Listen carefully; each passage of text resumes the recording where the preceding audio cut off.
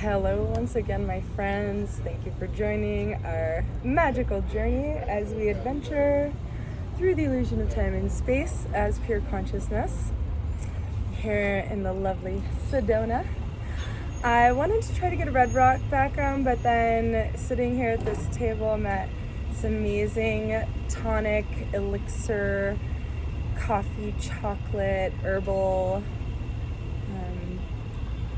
magical spots that musical gatherings happen. And now next door is Apotheca, which is an herb shop with crystals and events that happen with a stage and a recording studio and a type 2 studio, and just like really potent community gatherings happening here, and talk of local currency and how to go about that. And that's something I've experienced spending time in Paonia, Colorado, where they have a system called Post Notes. And there's a local farm there in Paonia that has a lot of organic, sustainable, biodynamic farming, permaculture going on. And they basically organize a system, and then a bakery will accept these Post Notes, or the coffee shop will accept the Post Notes, but it's all tracked, and the farmer could bring their peaches or their strawberry jam or their grains and nuts and milk, whatever people have, or knitted items or botanical crafted items, to this place called the Trading Post in Paonia. And so they would sort of track the whole monetary system of who had what, and it would all line up. And I've been talking with folks here about utilizing cryptocurrency in the blockchain to have an aspect that was of that nature, but also talking to people about casting copper coins and things like precious metals like silver and gold that have an intrinsic value because of the properties of these substances that are used regularly in technology and electricity and all of these things, copper wire, silver, gold, all these things. So we all know that a coin has an inherent value from the metal itself. So by crafting a beautiful design and saying this is a coin with this certain amount of money, then or a certain amount of value that everyone agrees upon, but it's also a system where it's being tracked with blockchain to where all the transactions are visible if you're a part of that system. So I just wanted to show you all of this. Is just like a sort of and it just evolves. You can see it's very simple shapes. But it has sort of like an activating property, I feel like, to look at this kind of imagery. To me, the Caduceus sort of was inspired by, again, working with these, or learning about the transverse waves that spiral down in that perfect golden ratio vortex, basically to that point of Planck, where this is actually not an accurate representation of what I'm describing, but it's sort of inspired by the shape and motion of transverse waves and longitudinal waves, because these feel like, and they're actually more like fields, but we could perceive them as a wave as well, of seeing a wave that's just like a standing wave, that lots of standing waves creating fields. But anyway, I hope you all enjoyed that. I just felt like sharing show and tell, and maybe it's time to put my email in again in case any of you all want to do show and tell, you have anything that you want to share. So this right here these are some notes that I found, and I just wanted to share with you all. I just felt like this could be helpful to look at least just a little bit. And so just gonna try to adjust here.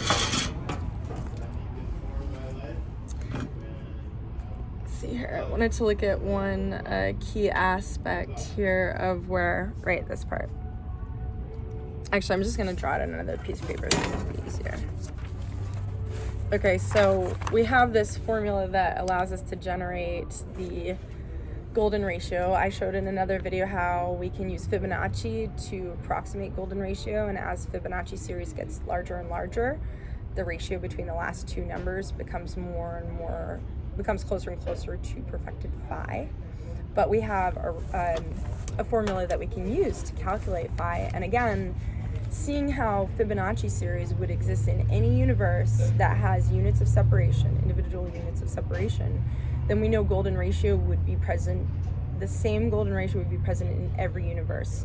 But as I mentioned another time, working with Planck, that is something that every universe could have their own version of Planck, to where another parallel universe could be basically in the same video game board, if you want to think of it like that, overlaid on our reality. But just by having a slightly different dimension for Planck, the matrix of that reality basically is different, to where it could exist in the same basic framework, if you want to think of it like that, as infinite realities overlaid upon one another. And by things like pi and phi being universal, but Planck could be any value that you know, the one infinite consciousness is creating all of this. I mean, to me that just seems obvious, and it's one of the insights that I've explored more. Here's another one I'll share. This just one feels like it wants to be shared. The lightning is coming through a lot, like symbolically, in like my intuitive artwork that I've talked to you all about before, when we just sit down with the pen and paper, pencil and paper, and we just allow ourselves to freely express ourselves, what comes through. And so to me, it just sort of felt like Sword in the Stone, in a way of like this beautiful, powerful weapon that is transmuting perhaps physical matter, so it's being used for love in a loving way. This power, utilizing our power for love. The lightning bolt representing plasma, which, you know, life force being a plasma vortex basically, and learning all and talking about the science of all of this. I realize I've yet to tell you all about Therify device, which I worked with extensively, that activates noble gases with 500,000 volts of electricity via a Tesla coil to basically create a negative ion cloud, to where there's plasma vortexing very precisely in golden ratio, attuned to Planck, just like the Planck fire formula that I've discussed many times, you all know. That was discovered by Dan Winter, and they proved by the measuring the ionized hydrogen radii, perfectly aligning to this Planck fire formula of Planck times golden ratio raised to any integer. So I know I'm going over a lot, but these are all things I've made videos of in the past. So the earliest videos especially were dedicated to decoding the Planck fire formula and what that means for humanity. So you can go back and watch. I do like to sort of bring up some of these topics if they're still very relevant, and to keep them fresh in our minds as we take this beautiful journey. So I'm going to write down this key formula for phi, which is present no matter what, just by having individual units of separation. Any reality, you will always have phi. But I've been wanting to go into this more deeply with you all, and I know I've been telling you that. So, okay, let's try to get this. 1 plus or minus the square root of 5 over 2. So going back to math class, what we're going to do is we're going to do both. We're going to add 1 to this and divide it by 2, and we're going to also subtract. So it's two separate values that are going to result. And a lot of times when people talk about phi, they talk about 1.618. But for me, going into this more deeply and taking this journey all together with you all, I naturally asked, when I found this formula, oh, okay, well, what about the minus, right? To me, that's just like, it actually seems like 100% equally important. Sort of how we, just as we have this polarity of light and dark, where the dark can't exist without the light can't exist without the dark, we can't have truth without lies, can't have lies without truth, warmth, cold, everything, good, evil, everything just being completely balanced and neutral to a degree of just swirling energy and seeing swirling light and swirling shadows intermingling with each other infinitely, as this foundation where this truly is an illusion. But so 1 plus or minus the square root of 5. So when we use the plus, we get 1.618, and I'm going to add 0, 3, 3, and of course that goes on and on and on. And then when we do the minus, we get negative 0.618. And then I am wondering what that continues, but I only have the 3, to the thousandths place. So we have 2 right here, okay? And sort of my question again is, where does this series go?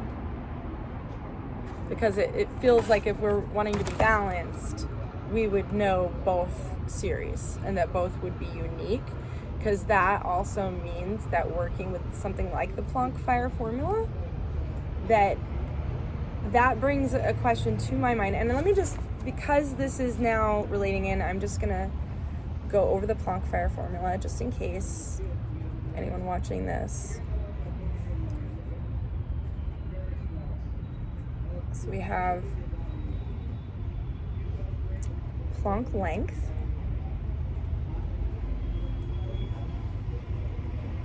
we're going to work with length right now. We'll get to time eventually, but I'm starting with space, because space, it just seems logical to me, because time is like a higher dimension. That's like the 4th dimension is where time exists, but 3 dimension is sort of just 3 dimensions of fixed space, I'd say. So if any of y'all ever disagree with me on anything, please feel free to let me know. We can have a discussion. Planck length times phi, which is golden ratio, 1.618. But again, knowing that we could do the negative 0.618 now, but let's just look at the basic Planck fire formula, because this just seems like a whole other world to be explored. So now, this is the Planck fire formula.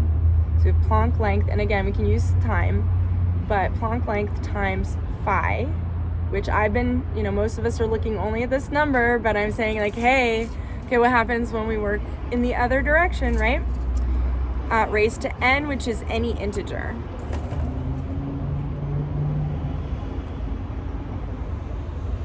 So I'm basically asking a question, and maybe some of you all are going to be inspired who are already familiar with the Planck fire formula and have maybe even studied it on your own and found me through Dan Winner, because I know that is really like the science I feel that he's really trying to spread and communicate about this formula and how fundamental it is.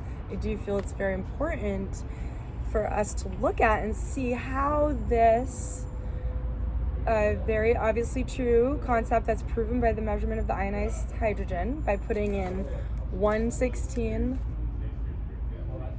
3 integers, 116. I've said, I've gone through this before, but I feel like it can be helpful to go over it again. When we put in these 3 numbers into this formula, the result is the exact measurement of the 3 electron radii of ionized hydrogen. So just a refresher on the Planck fire formula, or a new concept to some of you all watching this.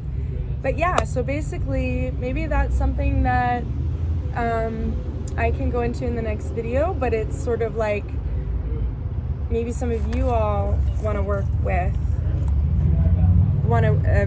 with this with me, or look at this together with me, because consistently we're looking at this number, but sort of how we have equal light and dark in our creation, that it's this perfect mirror of symmetry, of where when you have one thing, you must have its opposite in the same amount, and just like aligning to that truth of where we can kind of just neutralize a lot of things as seeing them as bad, and just kind of rise above polarity, and polarity still exists in our reality, but we're able to sort of see these deeper truths, or higher truths, or however you want to say it.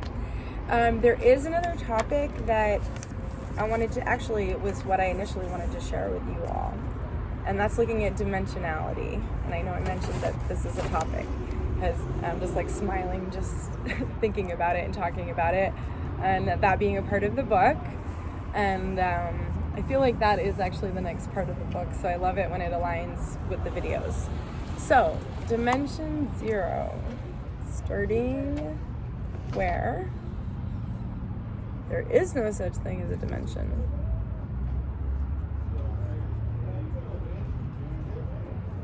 All one consciousness. 0D, the 0th dimension. There's no such thing as a dimension. There is only pure love, pure consciousness. All one. I am. The I am presence. Everything is love. Everything is peace. Everything is perfect. But nothing exists, right? So, that one infinite creator saying, I am. Okay, I'm going to play this game of separation. But, so in that game, separation, I've gone over this with y'all before, but connecting it to the dimensionality, right? So, the seeing reality as just sparkly little pixels, and in our universe, those pixels being Planck length, those spheres, the diameter of Planck length, and those spheres existing as toroidal shape of energy swirling, and that these spheres stacked and layered upon one another creates all of our reality. So in that layer of just these single sparkly pixels, right, that we each have a domain of one in our heart, our authentic sphere of our consciousness, and we can align again our tip of the vortex of our consciousness. We can align it in our heart and focus, and like that being our home, our true home at all times.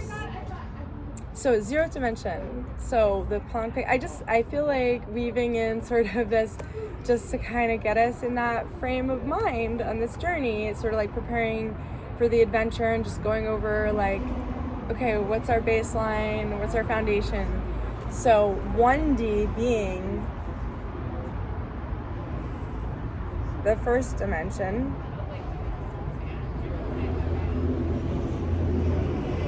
I'm just gonna, okay.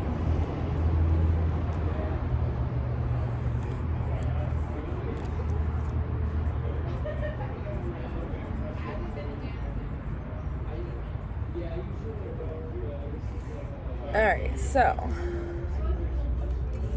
I'm doing this a little, okay, so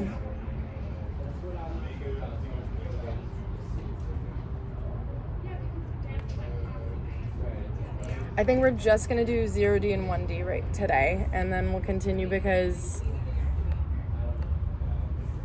it's just like going very slow and precisely, and your hearts and minds, I know, will soar in their own beautiful ways with what you're discovering independently.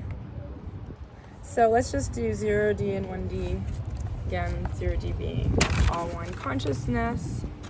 And then the 1D, because it is appropriate to talk about these more, but the 1D with being like, if you consider yourself, like if you tap into that part, if we all tap into that part of ourselves, because all of this beingness is emanating from that one pixel. So if we identify and hone in on that one pixel that is the portal to the source that this is springing from, we hone in on that pixel. So that is like 1D, because that pixel of our consciousness, like the tip of the vortex, we're able to go anywhere in reality anytime just by the thought. We're able to travel there with the speed of thought.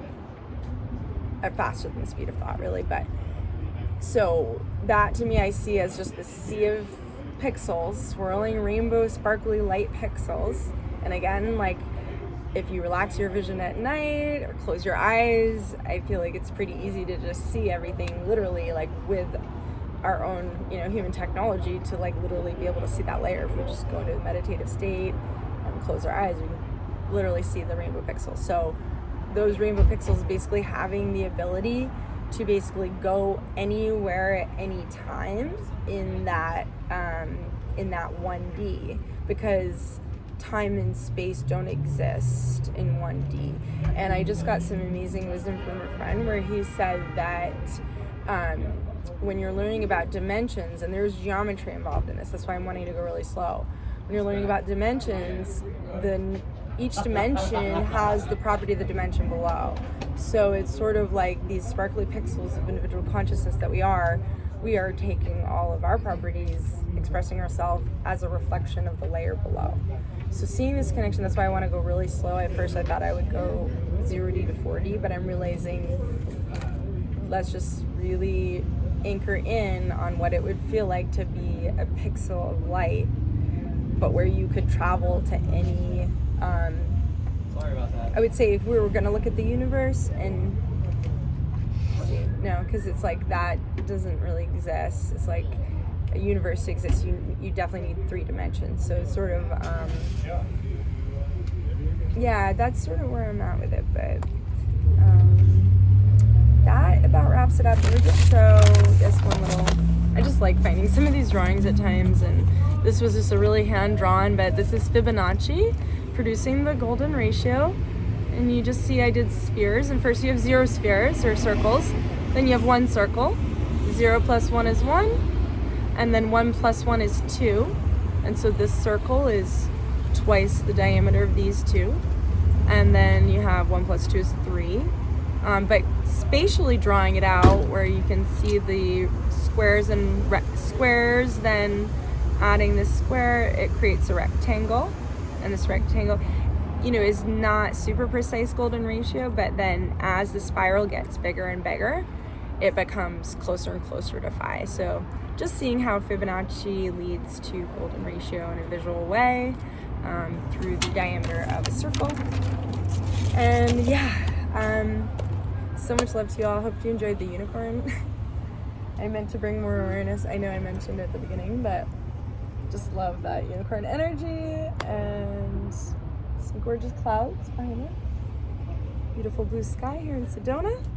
And I want to do more nature videos, but having, you know, the pen and paper here and sort of Wi-Fi to upload it to you all right away. And actually perhaps this is like a new friend for the show, or the adventure. No, it's like, oh, okay, right? This is a new companion who's joining some of our journeys, this beautiful unicorn. So just having fun with life and playing and being in touch with that inner child. So yeah, I love you all so much, and I'm really grateful that your consciousness is tuning in and joining in on any of these little escapades that we're taking. About to have more talks about currency and how we can create more abundance for all and work with trading and facilitating abundance for all of us together as a fun game. All right, love you all and talk to you soon.